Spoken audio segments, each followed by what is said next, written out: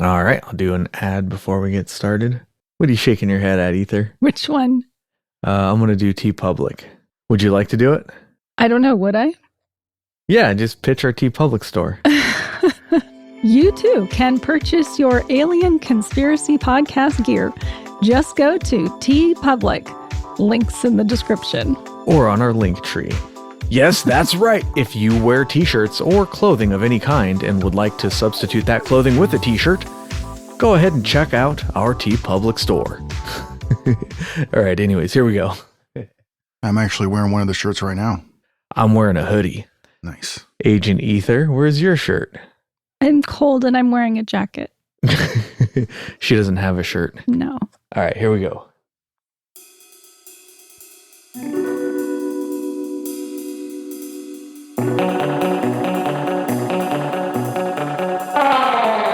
It's time for the Alien Conspiracy Podcast. We are your hosts, Agent ETA, Agent Ether, and Agent Anderson.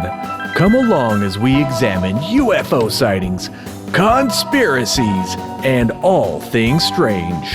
You can follow the show on Twitter at AlienConPod. We also have an email address, alienconpod@protonmail.com. We would love to hear from you. And don't forget to check out all of our other links in the description on our link tree. This week's episode, the Maury Island Incident.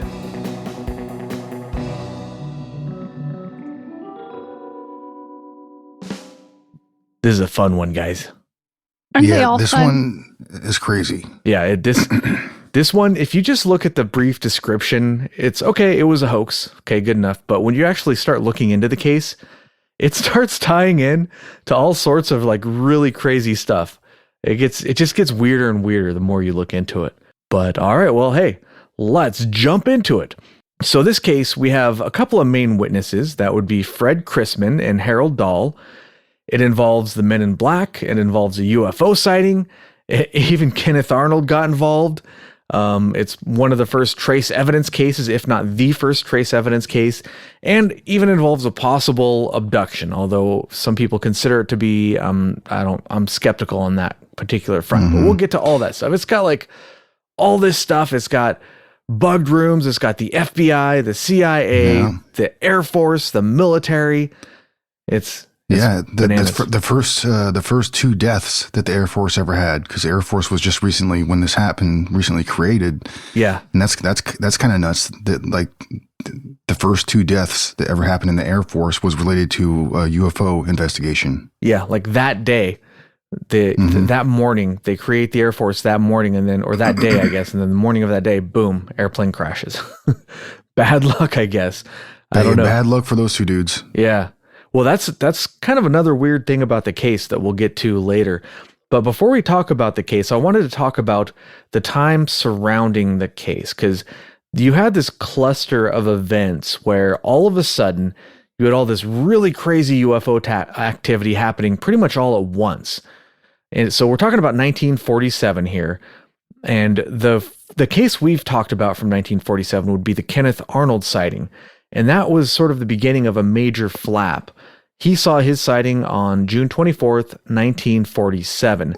Although there were sightings before his is sort of like the big event because he was such a reliable witness and he had really good data. We have a case about him. On July 4th, the crew of Flight 105 witnessed some flying discs. As they left Boise, Idaho, the tower joked, "Be on the lookout for flying saucers," because this was in the middle of a major flap. Everybody was seeing them all the time.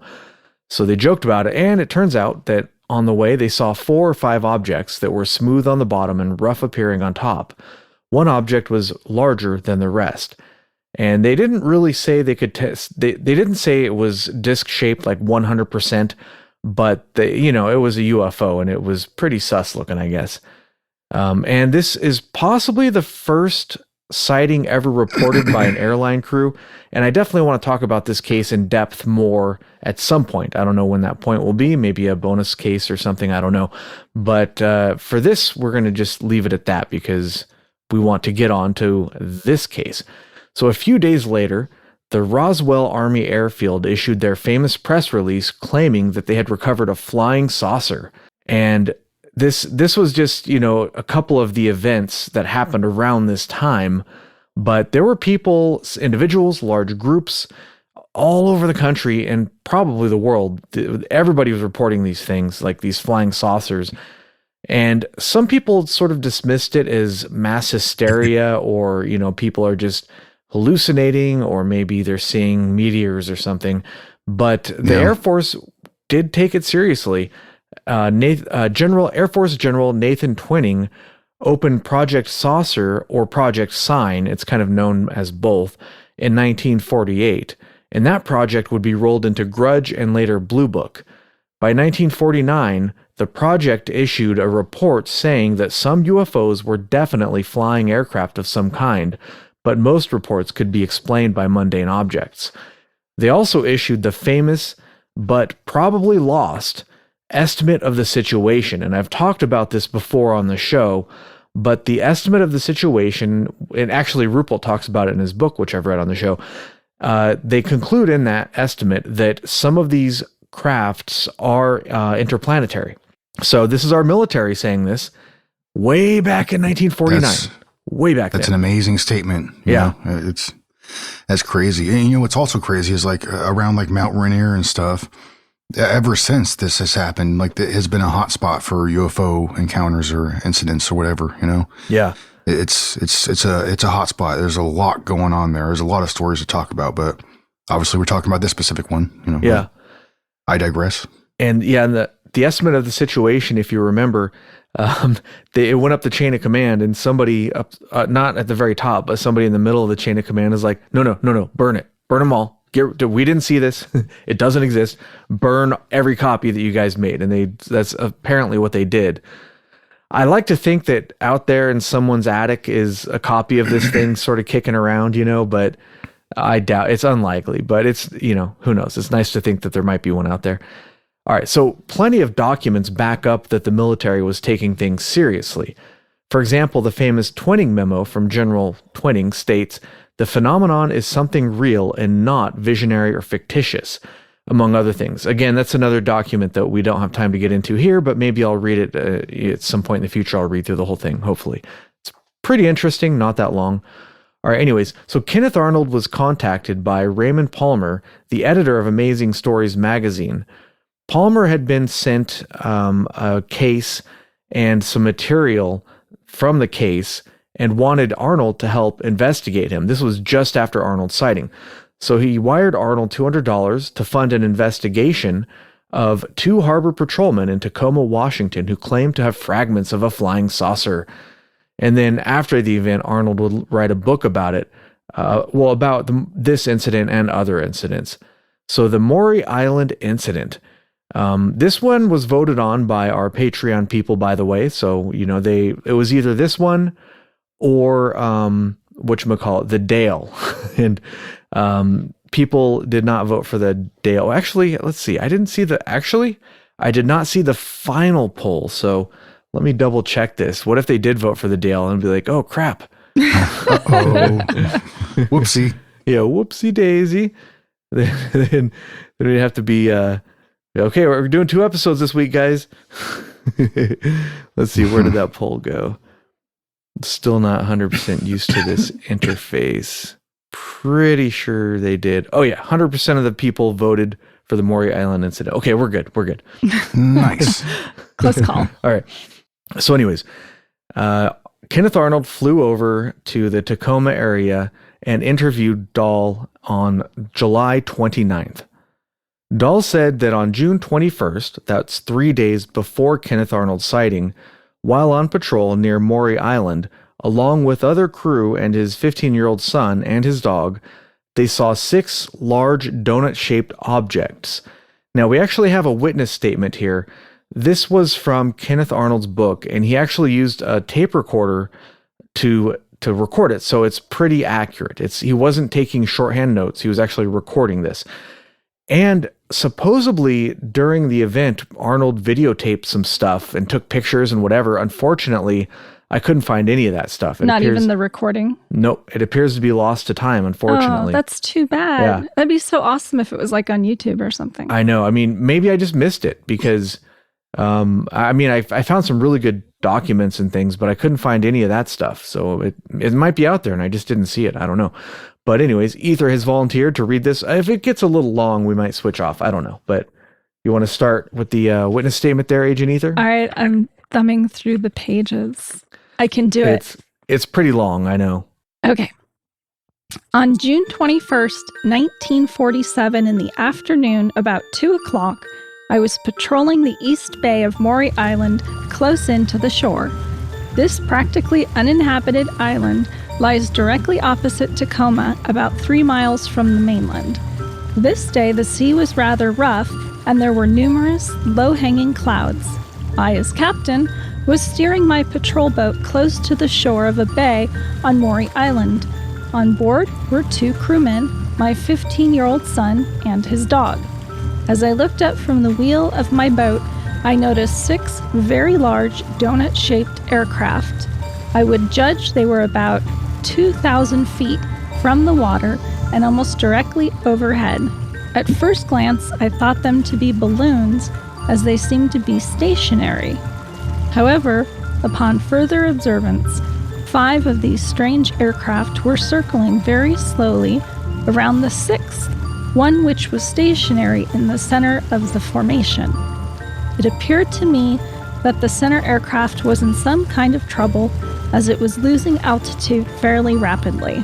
The other aircraft stayed at a distance of about 200 feet above the center one, as if they were following the center one down. The center aircraft came to rest almost directly overhead at about 500 feet above the water.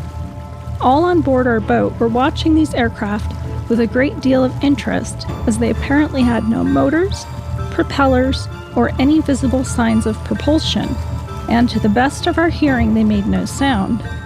In describing the aircraft, I would say they were at least 100 feet in diameter.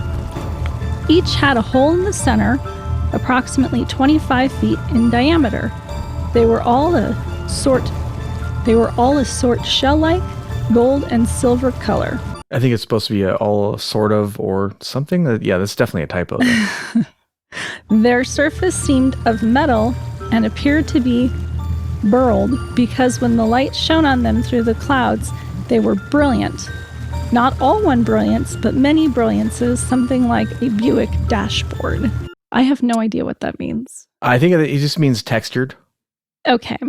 Brilliant. So it wasn't perfectly smooth, but there were like creases in the surface, but it was still shiny where there weren't creases. All of the aircraft seemed to have large portholes equally spaced around the outside of their donut exterior. There's a lot of detail. Yeah. Yeah, it is. That's why sometimes it might be a little dry, but I think it's important to look at the actual witness statement rather than reading blogs about what people say the witnesses said, because it's hard to have an opinion if you don't look at the actual statement. And if you look at this, well, we'll talk about it when you're done, I guess. These portholes were from 5 to 6 feet in diameter and were round. They also appeared to have a dark, circular, continuous window on the inside and bottom of their donut shape, as though it were an observation window. Huh, that's very interesting. Yeah, weird, right? Something's looking out. All of us aboard the boat were afraid this center balloon was going to crash in the bay, and just a little while before it stopped lowering, we had pulled our boat over to the beach and got out with our harbor patrol camera. I took 3 or 4 photographs of these balloons. Was this ever published like in a newspaper? Which was published? The photographs. No, actually, so the photographs, he described them to interviewers as saying that they didn't come out that great. The photographs are sort of at spots on them, as if they had been interfered with by something like magnetism or radiation or whatever. But he also said that he had them in his glove box and of his car, and at some point somebody stole them out of his glove box. They just disappeared. So they are lost. Whoever stole them, we don't know. It's sort of hinted that perhaps a government agent stole them, but we don't know. Mm-hmm. The center balloon... a man in a black suit. Yeah. Oh, are you guys going to talk about the MIB after this? Well, I mean, we'll get to that at some point. I'm not Okay. sure what order we'll do it in, but Yeah. The center balloon-like aircraft remained stationary at about 500 feet from the water, while the other 5 aircraft kept circling over it. After about 5 or 6 minutes, one of the aircraft from the circling formation left its place in the formation and lowered itself down right next to the stationary aircraft. In fact, it appeared to touch it and stayed stationary next to the center aircraft as if it were giving some kind of assistance for about 3 or 4 minutes. It was then we heard a dull thud, like an underground explosion or a thud similar to a man stamping his heel on damp ground. Immediately following this sound, the center aircraft began spewing forth what seemed like thousands of newspapers from somewhere on the inside of its center. Okay. well, just picture that. Like you got all this debris fluttering down, right? I suppose. These newspapers, which turned out to be a white type of very light metal, fluttered to earth, most of them lighting in the bay. Then it seemed to hail on us in the bay and over the beach, black or darker type of metal, which looked similar to lava rock. I'm trying to picture this. It wasn't painful. Like, they must have been really light pieces of metal. Yeah, like think aluminum foil or something. Yeah. We did not know if this metal was coming from the aircraft, but assumed it was, as it fell at the same time the white type metal was falling. However, since these fragments were all of a darker color, we did not observe them until they started hitting the beach and the bay.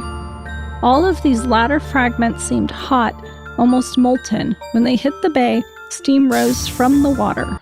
So are they watching this from a distance? No, I think at this point they are on the beach. Maybe. At some point he goes to, like, didn't it seem to hail us in the bay? Hail on us in the bay and over the beach. Well, I think didn't they go? Yeah. They went to the beach because they were getting hit by like molten metal, basically, right? Yeah. Okay. And I remember hearing an account that like they had a dog on the board also that like the dog died within this incident, and also like one of the crewmen like broke their arm. But some of this information is like it's some of it's a little confusing, you know. Yeah, he's about to talk about that in the next bit here. Okay, I'm trying to picture this, and was there any injury reported? Keep reading. Keep reading. All right. It's just so strange. Okay. We ran for shelter under a cliff on the beach and behind logs to protect ourselves from the falling debris. In spite of our protection, my son's arm was injured by one of the falling fragments, and our dog was hit and killed.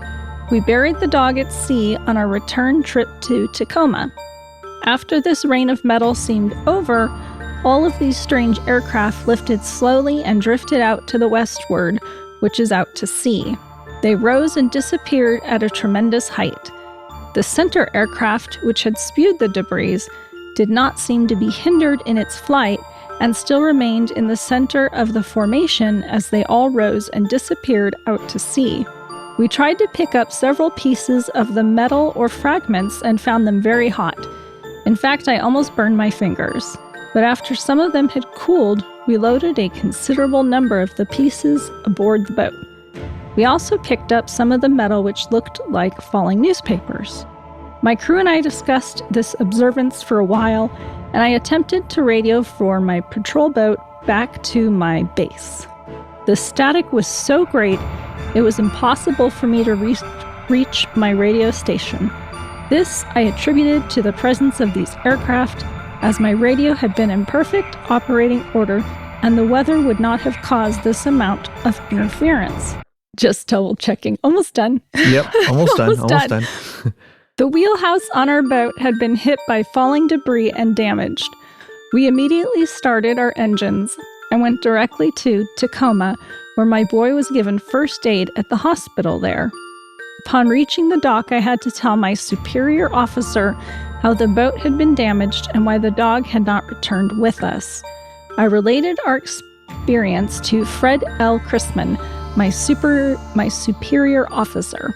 I could plainly see that he did not believe it, and I guess I don't blame him, but we gave him the camera with its film and fragments of the metal we had loaded aboard as proof of our story. Fred L. Chrisman decided he would at least go and investigate the beach where I judged at least 20 tons of debris had fallen. That's a lot. That's a lot. Yeah, that is a lot. I might add that these strange aircraft appeared completely round, but seemed a little squashed on top and on the bottom, as if you placed a large board on an inner tube and squashed it slightly. The film from our camera developed showed these strange aircrafts, but the negatives were covered with spots similar to a negative that had been close to an X-ray room before it was exposed, except that the spots printed white instead of black, as is usual the case. All right, so this was the story that Harold Dahl related to me, Arnold, the evening of July 29th, 1947, in room 502 in the Winthrop Hotel in Tacoma, Washington. All right, and that's Dahl's story. So it turns out, after we dig in a little bit, that, we'll do that. Let's talk about the statement a little bit. What do you guys think about the statement? It was in room 502. It's very specific. Okay. No, I was just thinking when we went to that hotel and it was haunted, it was just that one room. It just made me think of that for some reason. Unfortunately, we did not get the haunted room. No haunted room. Well, it's certainly interesting. Yeah, it's got a lot of details. Well, it seems like there's so much physical evidence. Yeah. But but when you research it, there's nothing there, right? We don't have any physical evidence. Well, I mean, I'm not sure if anybody still has their hands on any of this slag or metal debris, but the many different people did get their hands on it. It was analyzed by the government and by True Magazine. So, I mean, it was there. It was a real thing, but what was it? I don't know. We'll talk about that in a little bit. I wish somebody had gone there and verified there was really 20 tons. Yeah. That's so, like, how do you even clean up that much debris? That's a lot. Yeah. Right. Well, you would think also like, if there was that much debris there, then shouldn't it still be there if it's like molten metal or what have you?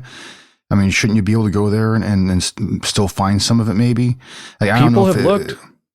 Yeah, absolutely. Yeah. And there are also like I guess we'll get into that later.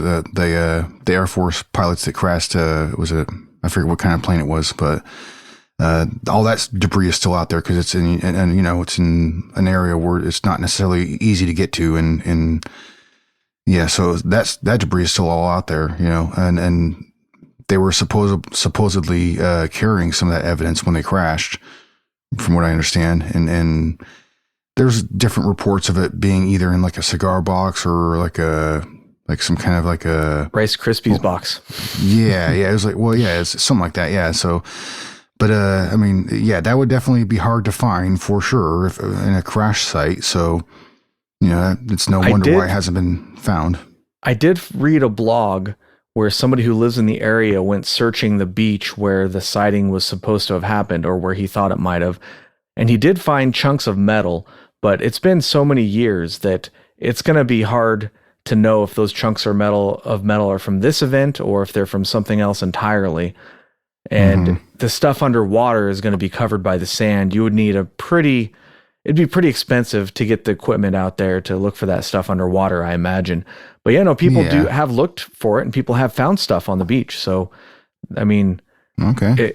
That does sort of kind of make you think, well, maybe these guys are telling the truth if after so many years but then again, there's any number of reasons why there could be metal debris on a beach, buried in the sand.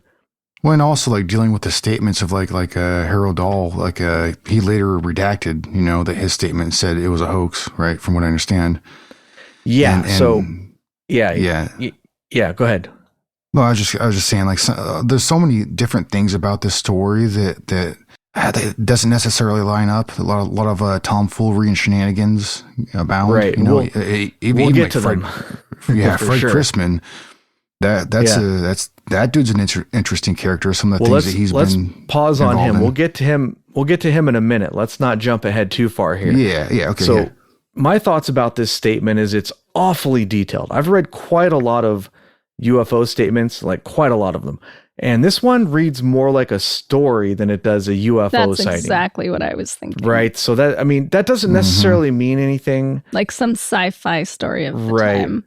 That doesn't necessarily mean anything because this fella just could be a really creative writer. That just some people just write like that, I guess, or talk like that in this case if they're describing something. Most people do not, but hey, that doesn't necessarily mean that it's suspicious. But it's just one of the things that occurred to me as I was reading his account is that it sounds very, very detailed in a story-like way, But we'll get to, details that Agent ETA mentioned.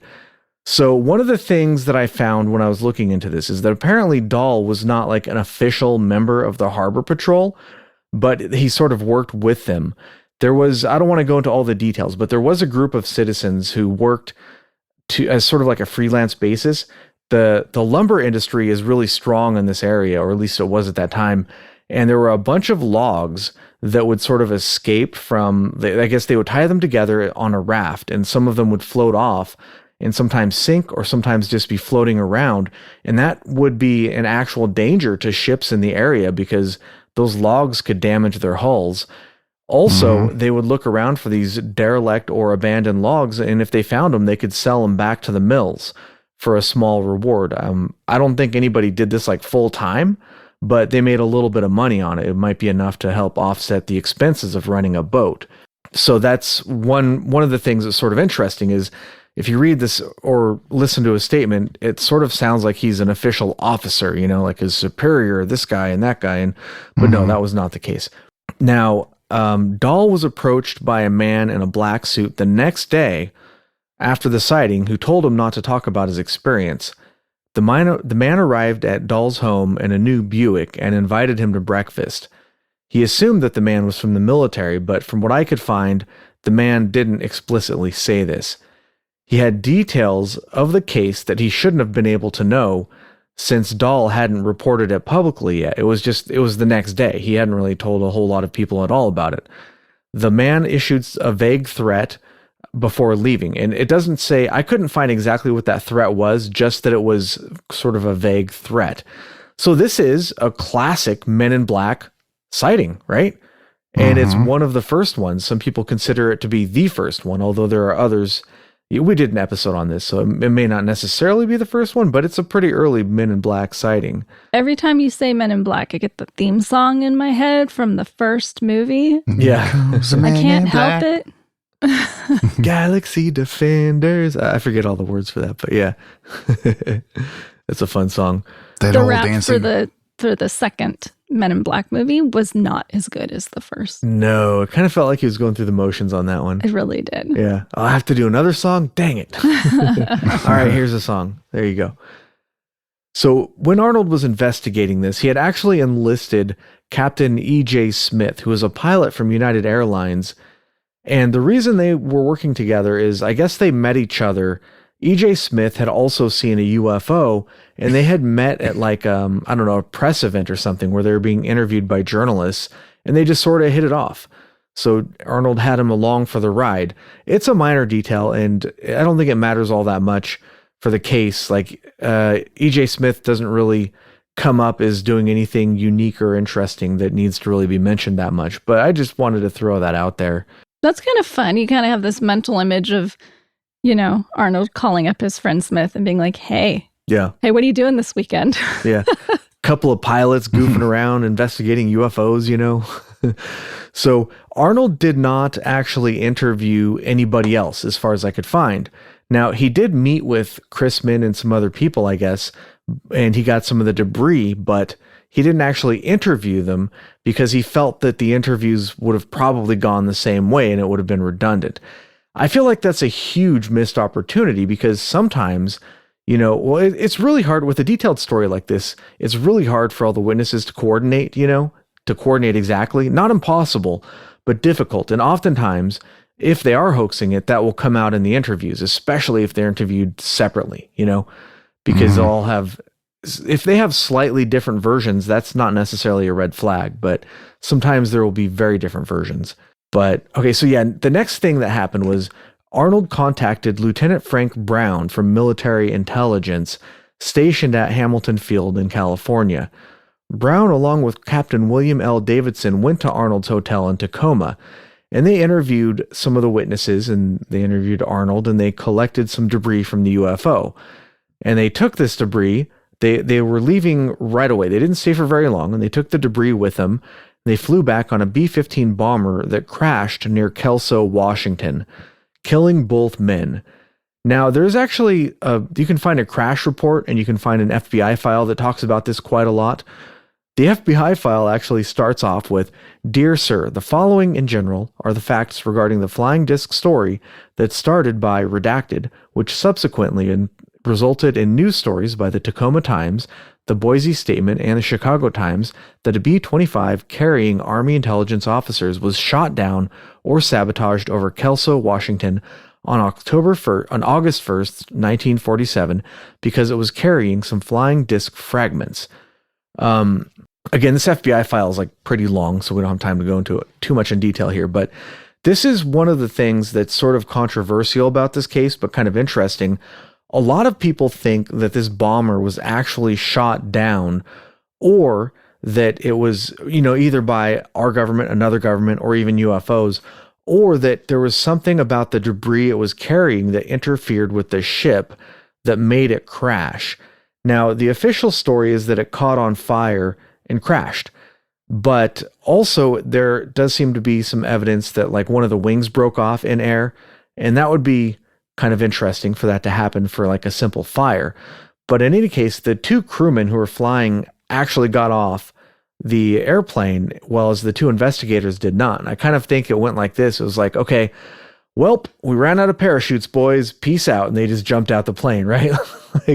No, but I'm sure that's not what happened. But this is Ruppelt talks about this incident in depth in one of the chapters on those books, which I've actually read in its entirety. So go check that out. But this is one of those things where we could probably do at least half an hour on this bomber by itself. But at the end of the day, there's no hard evidence to prove that it was shot down or sabotaged or anything like that. But that was actually in newspapers at the time. So it was the public did think that there were some shenanigans going down. And I'm sure that must have caused people to believe or give more credence to like a flying saucer story, and that there was some sort of mysterious material or top secret material that these people had been carrying on their plane. But from descriptions, it was probably just a box of debris. It was not a substantial amount of material, but it was still a top secret or secret transport that the Air Force didn't admit to until years after the fact, as far as I could find anyways. Still, there was so much debris, it kind of surprises me that just one plane would be shot down for a small amount. Yeah, I mean, it's unlikely. Yeah. It does appear that the most plausible explanation is that the plane experienced mechanical difficulties and crashed. And again, you can read the crash report, which I wish I had printed it out, but I'm pretty sure the crash report was actually like an internal document, and this is before FOIA, so that, you could probably take it at face value, because probably it was not intended for public release. But I didn't investigate that particular part of it all that much, so I could be wrong about that. So as I mentioned, the FBI did investigate the case. They concluded that it was a hoax, and they have good reason to do so. You can see in their files, I mean, you can read through their file how they, some of their investigations and some stuff like that. And while they were questioning Dahl, he actually recanted and said, yeah, I'm sorry, this was all a hoax. And in the FBI file, it does say, sort of to counter that Dahl did tell somebody, he said, if questioned by the authorities, that he was going to say it was a hoax because he did not want any further trouble over the matter. Now, the Dahl had been having apparently had been getting threats. He got that threat by the Men in Black guy, and there were other problems going on with him, like at work, and he was having trouble with, like, his wife was sick. And there was actually, during an interview, his wife was quoted as having said something like, "Damn it, stop lying about this stuff already," or whatever, in like, you know, an emotional outburst. But again, that could just be because if they had been receiving threats, she might have been scared, he might have been scared, and they just didn't want to talk about it anymore. So again, you have this thing in this case where it's sort of ambiguous, right? He did say that he was lying about it, but he also said later on, he came out and said, yeah, I just said that because I was being threatened and I felt like I had to lie about it. So, I mean, it could go both ways, right? He could have come out later on and lied about lying about it, or who knows? We don't know for sure what the truth is here, but there's enough here to say could be either one. So the Absolutely. FBI, yeah, go ahead, ETA. No, I was just agreeing with you. That's all. Oh, okay. According to the FBI, Dahl and Chrisman had sent stories to several media outlets, hoping to drum up interest that someone would pay them for their story. So that's sort of their take on it, is they were hoping to get this into like the national news, and then they could use that to sell books and to, to do interviews and make money off of the story. Now, it might seem sort of like that would be far-fetched or something, but this whole alien thing this had been in like the public culture for a while now. Just look at just one event, the famous radio War of the Worlds, where people supposedly thought that it was real, the planet was actually being invaded by aliens and stuff. That radio drama was, I think it was sometime October, I think it was on Halloween, 1938, if I remember correctly. And the novel it was based on was actually published, I think, in 1897.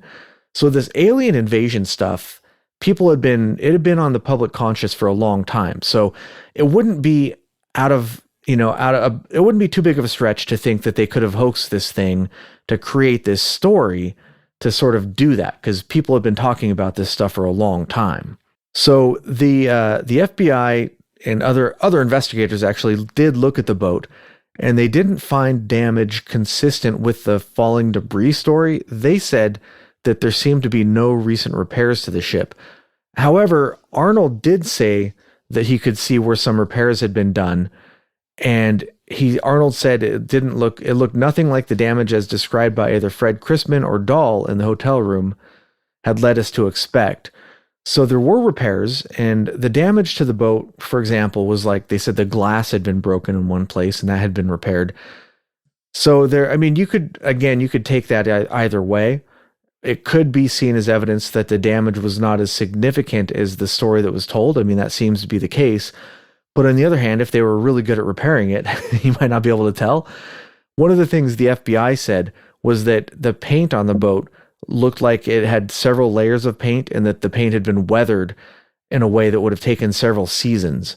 So it didn't seem to have been freshly painted, But I don't know, maybe they just missed where it had landed. Instead of the whole, like, large sections of the boat being trashed, maybe it was just small little bits, pieces here and there.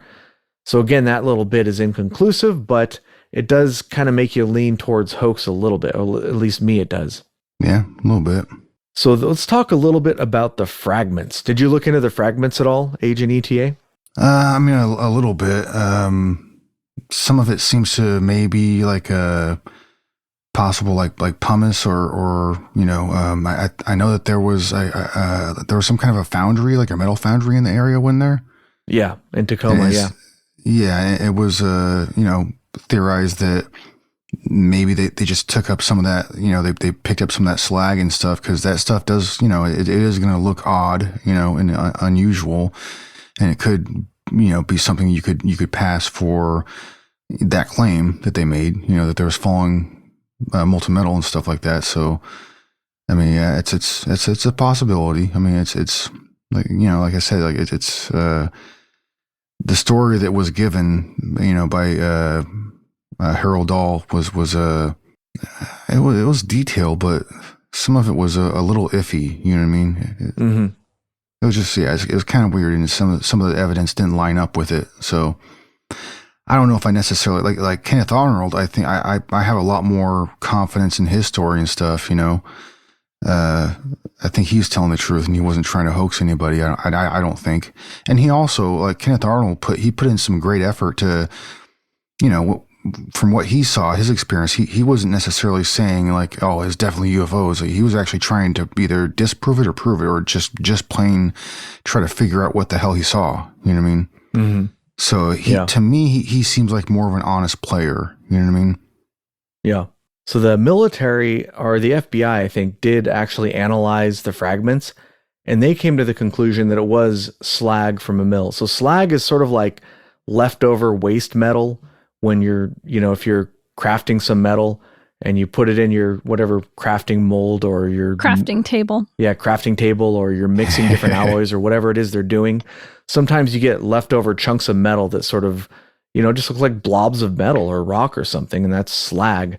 As far as I understand, I mean, I didn't do an in-depth look at what slag actually is, but that's what I'm assuming it is. I mean, I've seen pictures and stuff of it, and it looks like just sort of molten metal that's just sort of, blobs. Ray Palmer actually published an analysis too in his magazine, and they found, calcium, iron, zinc, titanium, aluminum, manganese, copper, magnesium, silicone, nickel, lead, strontium, chromium, and traces of silver and tin and cadmium in the two different metals. So, I mean, I don't know what that means. That certainly are types of metal, I suppose. But there were two different types of metal, and that's about all there is to it. There's not a whole lot more to it other than they analyzed it and the government thinks it was slag. But of course, that's what they would tell you, right? So there were two types of things falling from the sky, though. Yeah. So what did they analyze? Both of them? Well, I couldn't find an analysis of the lighter material from the government, but they did analyze the heavier material. Okay. And that's what they said was slag. But the lighter material could possibly have been aluminum, because that's what it, by all accounts, what it looked like. But I don't know. The analysis may not be super conclusive, because, hey, if you got like an interplanetary spaceship using slag as fuel and it falls out, that's what's going to look like, right? They live in the same universe as us. They have access to the same materials we do. So it's not too much of a stretch to think that a damaged ship may be leaking molten metal, that doesn't necessarily rule anything out. Now I want to go to the Blue Book files and see if anybody else has reported a UFO leaking molten metal. Yeah, there actually have been a couple of cases reporting that, yeah. For example, the Rendlesham Forest case, they, what was his name? Colonel Halt, when he was goofing around the woods, said that it looked like it was dripping material. I don't know whether or not they actually recovered any. I don't think I remember reading that, but he did say it looked like it was dripping something. So that's probably the most prominent case I can think of. But I have seen that once or twice. It's not super common though, but it does show up once in a while in the case files. But there's, as far as speaking of Blue Book, I couldn't find like an actual case file on this. I did find a mention of it in a different file, but I didn't find like a case file specific to this, but maybe I just didn't look hard enough, but either way, well, Blue Book wasn't even a thing back then, so maybe that's why, but they do have reports from 1947. So who knows? The military reports may be filed under a totally different, organization. Maybe it's under the Army. It's not even, with Blue Book, whatever files they have on this thing.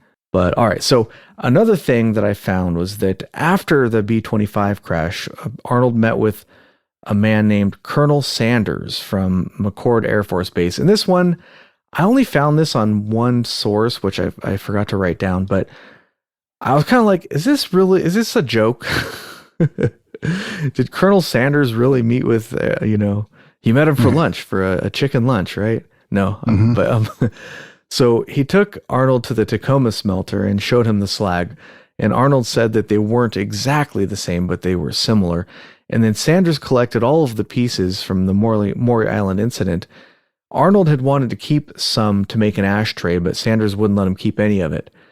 Some people say this is suspicious because if it was really just slag from the Tacoma mill, then it would have been more or less worthless. That slag is not really all that valuable, and you can't really do a whole lot with it. Nobody's going to want to keep it. You would just throw it away probably, if you didn't want to make an ashtray out of it. So a lot of people think that this is like a sort of a smoking gun, that the slag was not really slag from the Tacoma mill, and the government is just, covering that up. It actually was material from a flying saucer, or a flying donut in this case. But we don't know that for sure. But we do seem to have a little bit of evidence of that. And that could have been where the stuff went. We were talking earlier that, there should be a ton of this material. Maybe the government went and collected it from all of the prominent witnesses and kept as much of it as possible and kept it under wraps. So that's a fun thing about this case, is every time you think it might be a hoax, there's this little grain of something that pops up that makes you think, well, maybe not. Maybe it really was real, because the government wouldn't do that if it was all fake, But I don't know. It doesn't prove anything. It's just sort of interesting. Yeah, some of the stuff kind of almost points to like a cover up. You know what I mean? Like people getting approached by men in black and being told to shut up about it, basically. And yeah, like those pictures getting stolen and stuff. Some of it kind of seems like there could have been a cover up. I don't know. I think it's just as likely as a hoax. I don't know which one I really fall on, to be honest, but it's possible, I think. Yeah. So the more you look into this case, the weirder it looks. For example, when Kenneth Arnold arrived in Tacoma, he called the Winthrop Hotel to get a room. The hotel had a good reputation, so he thought it'd be a good place to stay. When he called, they said they already had a reservation in his name. And he asked, and they couldn't really give him any explanation as to why this was. So, I thought that was kind of weird. Like, who made that reservation for him? It is possible that it could have been made by the magazine editor. What's his name? I just said it. Why can't I remember this? But they could have called ahead and made the reservation for him. But Ray Palmer, that's his name. So Ray Palmer could have called ahead and made the reservation for him. But if he had done that, wouldn't he have told Arnold? Like, he didn't even know Arnold was going to go to that specific hotel. Maybe that there are not that many hotels in Tacoma at the time, but there had to have been more than one. So he would have told him, I made you a reservation, but he didn't. So maybe he just forgot, and then coincidentally, Arnold went to that hotel. Yeah, that's actually a real possibility, I think. But it's just sort of one of these strange little details that keep popping up in this case. Now, another thing about the hotel room, while he was investigating the case, someone was reporting on Arnold's whereabouts to the local Tacoma newspaper. Somebody called and gave them bits of conversations and reported on his whereabouts, like when he was traveling to different places, told them where he would be. So some people say that the hotel room must have been bugged, because there were like really specific things that you would have only known if you were in that hotel room or if you were listening in on the hotel room. Nobody knows to this day who put those bugs there, but we do know that the FBI was involved in investigating the case, and we do know that, at the time, J. Edgar Hoover was the head of the FBI, and he would not shy away from from doing something like that. That would be very mild on the spectrum of things he would be willing to do to investigate something. So it could have been them. It could have been somebody else. Some people think that it was actually not Arnold. It was actually one of the witnesses that was sort of sneaking away and calling the newspaper and telling them, like maybe Chrisman, because he wanted to get this story in the newspaper so that, again, he can make money on it. So it could have been him. But as far as I could find, even to this day, we don't know for sure who was doing this, but it looks really kind of weird, I don't know. Back in the day, how easy would it have been for somebody to get bugging equipment and then to go in and have the technical skills to install bugging equipment? Well, if it was the FBI, they definitely could have done it. Yeah, but you said maybe it was Chrisman. Yeah, well, maybe it was Chrisman or Dahl who were in the room with Arnold a lot of the time. I see. And so they were there. They could have heard phone conversations. They could have heard other people talking. if Arnold was talking with a government official, which he reportedly did, they would be able to know what those conversations were. So that's what some people think, but other people think that it was bugged, but we don't really know. But it's just one of these mysterious things about the case where it's like, all right, if the government's really bugging this, they're taking it very seriously. It doesn't make the story true. It just means that they were taking it very seriously, right? Yeah, that's a good point. Yeah. So ETA, you said that you talked or you read a little bit about one of the witnesses, Chrisman. Did you want to talk about him? Because this guy is a pretty interesting guy. Yeah, there's a lot going on there, and it's Fred Chrisman was an interesting character, and he was into a lot of different things. It's been supposed that he was a part of like secret society type groups and stuff, and that he had even started one of his own. Because I guess later on he ended up becoming a teacher. And he started a secret society type of group or what have you with like some of the students or something. To me, it sounds a little bit suspect. I don't know, but he was even somewhat a part of the JFK assassination. I heard. I read a little bit about that. He was like one of the 3 hobos that were had been led away from the scene, and there's actually a picture of it and. That's really weird. Like, how the hell was how is that connection there? Yeah, it's weird. I found that during World War II, he was a member of OSS. That's the Office of Strategic Services. He was also a fighter pilot, but that would be like an intelligence branch, the OSS. After the war, I found that he was transferred to the CIA, which had been opened in 1947. So supposedly he worked for the CIA after the war. I couldn't, I just didn't have time to verify that. I don't know. I'd have to dig up some documents on the guy. I was unable to do that. But this is rumors. This is not necessarily proven. But yeah, we haven't talked about the JFK assassination, but I think one of the possible explanations is that it was done by the CIA for, any number of nefarious purposes. So this could be the guy on the Maury Island incident. He could be one of the guys that shot JFK. How crazy is that? He was actually subpoenaed for one of the, let me see, I got to scroll down on my notes a little bit. Let's see. He was subpoenaed by Jim Garrison to testify against Clay Shaw in a court case. So it's like, we know for a fact that, because you can look up that court subpoena or whatever, the court records, I'm sure that he was involved somehow, but it's all sort of sketchy, like I'd have to look into that case. That's what I mean. Like, this case ties into so much other stuff. It's like, whoa, JFK? Like, I don't even begin to have enough time to look into that today. So I say this with a grain of salt because I didn't have time to look into it, but that's what I found, that this guy was involved with the friggin' JFK assassination somehow. That's wild stuff, right? Hell yeah. Before the Maury Island incident, he was involved in the Shaver mystery. So letters were sent to Amazing Stories by a man named Richard Shaver about an underground civilization. His stories had things like UFOs and robots and all this. It's a pretty wild story. But the magazine, it's crazy. Like, part of the story was there were subterranean beings, and like to me it just sounds like a wild comic book story, really, to be honest. But some of this race of individuals living in the subterranean earth, whatever, like their main purpose were like to torture humanity, and like to like they would abduct people sometimes from time to time and then bring them down there for torture, I guess, or whatever. But yeah, and I think there was a comic book made about it, wasn't there? I think I remember seeing that. Probably. I'm sure there was. I don't know. Yeah, but it sounds pretty wild. Yeah, but it'd be fun to look into the Shaver mystery for like a bonus case or something. I don't know. But the magazine actually told people, if you got anything on this, go ahead and write in.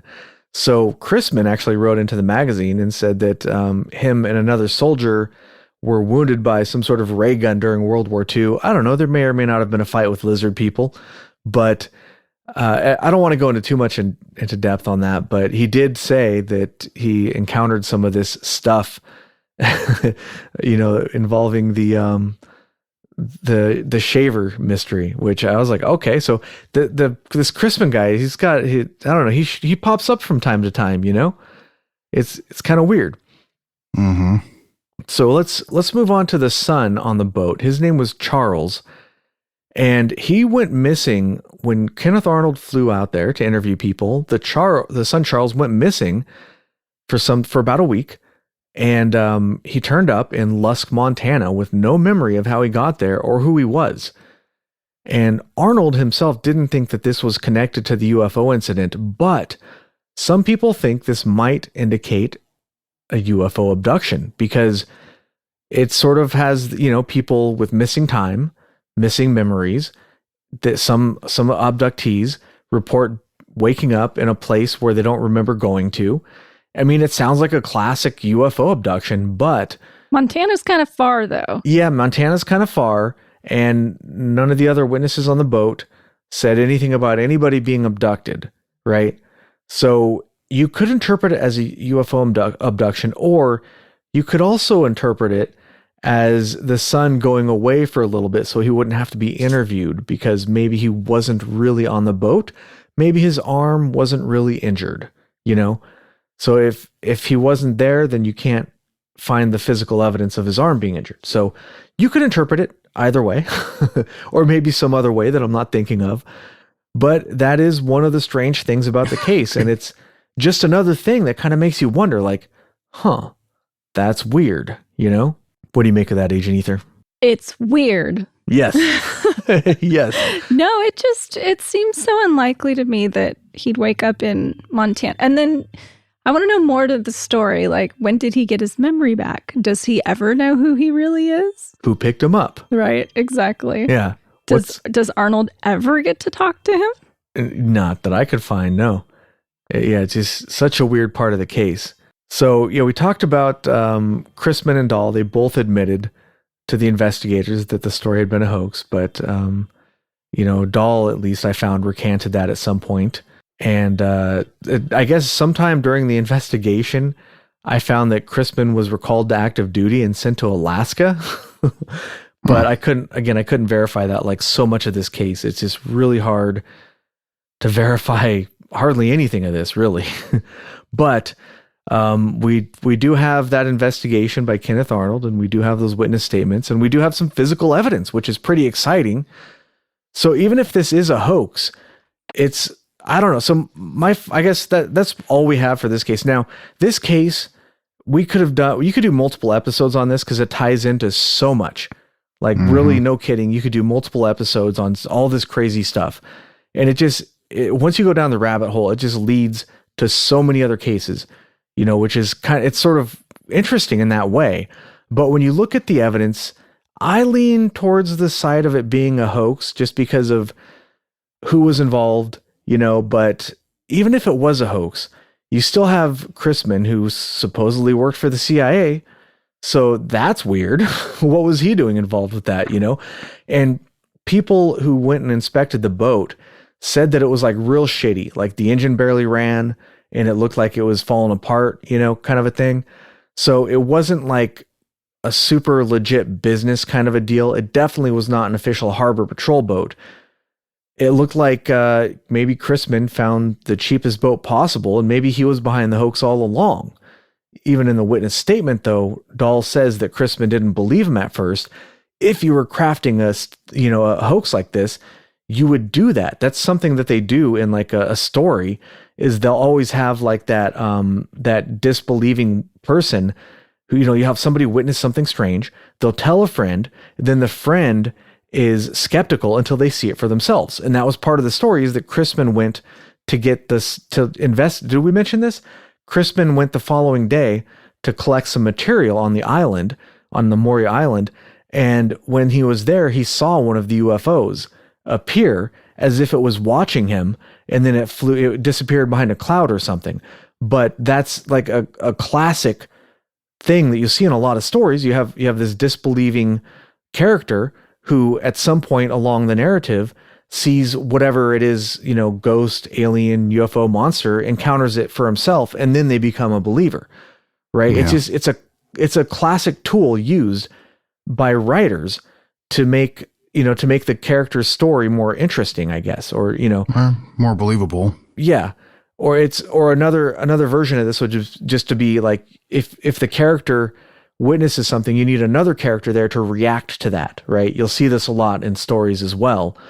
If you don't have anybody reacting to that, you just have somebody telling the story, it's a lot less interesting. But if you have somebody saying, "Oh my God, that's crazy," then it's, it has more impact, So it's sort of like that. It would have had impact for me. What's that? Is instead of the dog dying, if someone else had died, and then we did a burial at sea, and you're like, really? Yeah. Yeah. So that's the thing where there's so much about this case where it's like, well, they buried the dog at sea. Well, that's awfully convenient, isn't it? Did they ever really even have a dog? Who buries a dog at sea anyways? It's just overboard. Well, bye dog. Well, that's how you pay your respects to a real sea dog, But I mean, I think it's a really interesting case. I'm not 100% convinced it's real. What do you guys think? Yeah, I actually am normally pretty skeptical. So on this one, I feel like I'm going to call it a hoax. Yeah. Call it a hoax. Yeah. Yeah. Well, Ruppelt thought it was a hoax too, but I didn't want to talk about his chapter of his book. I already read that. So you guys can go back for that. But what do you think, ETA? What side do you come down on this? Yeah, on this one? I'm kind of coming down on the side of it's more possible that it's a hoax than real, just because some of the stuff is just a little wishy-washy, and there's not a ton of evidence, like it's just hard proof, and also what we talked about, like some of the characters involved are not necessarily potentially trustworthy, I guess. It's not like they're all airline pilots and police officers, really upstanding citizens. Yeah. And like, I wonder if this was like a CIA plant, like Crispin working for the CIA planted this story, Yeah, but to what end? Because I was thinking about that, but why? Well, remember, Roswell was I think, what was it, 14 days? I forget, 14 days or something. Like, it was very shortly thereafter. Roswell, remember, that's one of the only case I know of where the government actually the military issued a press release saying they have a crashed flying saucer. They said it. They said they had it, and then they very quickly retracted it. Now, I haven't done the deep dive on Roswell. I have read quite a lot about it, but I'm not really convinced about that case one way or the other. But if the government had that, they wouldn't come out and say they had that. They would never admit to it, right? So why would they release that statement, right? It's a conundrum. I think that there's a good chance that they would do something like this to throw off our enemies, let's say the Russians. Because you remember we did Operation Paperclip? So after World War II, there was a mad dash to get their hands on as many German scientists as they could. So what if this is simply a misdirection, right? They're trying to get Russia to waste their resources investigating stuff like this while we're somewhere else doing the real stuff somewhere else, right? And then, if you're a foreign power, you're going to look at this and you're going to think, that's not an alien craft. That has to be some sort of top secret thing that people don't know about. You know what I mean? I think that's how a foreign power would interpret this. So I don't know. It's just one particular angle that's possible. But if Crispin really did work for the CIA, I think he might have been behind the whole story, and he might have pitched it to Dahl as a way that they could get rich. But really, he wasn't trying to get rich. He was just using it as some sort of psyop. It might seem a little bit of a stretch, and maybe it is. I don't know. It's just one idea that occurred to me. I don't know. He sounds like quite the storyteller too. Well, yeah, that Dahl especially, yeah. Was really good at telling stories. I like the whole ray gun. Yeah. Ray gun thing. Yeah. He didn't necessarily fight lizards. Maybe it was all just made up. I don't know. Cave lizards from the center of the earth with ray guns and stuff. But I did find that actually somebody said that the Japanese military had been working on some sort of energy weapon, but I don't know, who knows that. I didn't look into that either because I didn't have time.